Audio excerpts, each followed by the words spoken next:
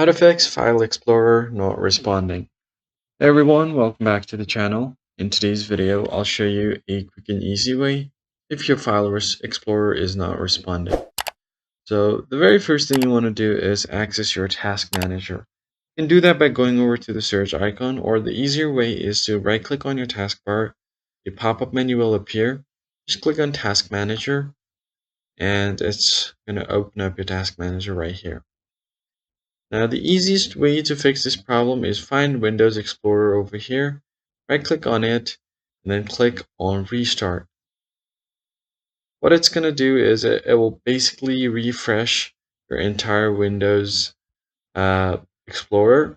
Or what you can also do is right click on it and then click on End Task, and then you can again restart the task and run the new task of Explorer. That is basically it, guys. If you found the tutorial helpful, hit the like button below and subscribe. And I'll see you guys in the next one. Thanks for watching.